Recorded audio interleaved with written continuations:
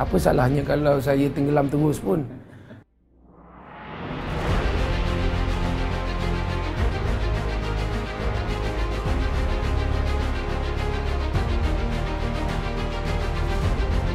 Apa salahnya kalau saya tenggelam terus pun?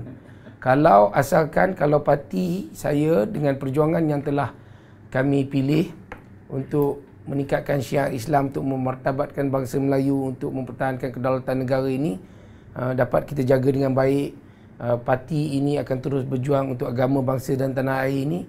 Siapa juga yang akan memimpin, siapa juga yang akan tenggelam, tidak penting. Tetapi perjuangan itu jauh lebih penting. Jadi saya tak ada masalah kalau saya tenggelam terus jadi ahli biasa sekalipun, asalkan parti saya terus berpegang kuat kepada asas perjuangan yang telah kami tetapkan daripada asal. Jadi saya fikir semua pemimpin perlu ada pendirian sedemikian.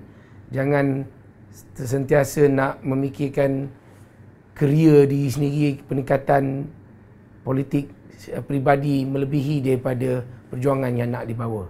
Saya bermula dari bawah, saya dah pernah merasa ke atas, sekarang saya di bawah balik, tak ada masalah. Sebab yang penting bagi saya, pada diri saya ialah saya nak tingkatkan sedikit fardu kifayah saya tu. Takat mana yang mampu, kalau boleh saya boleh bagi khidmat dalam apa juga kapasiti, akan tetap saya buat.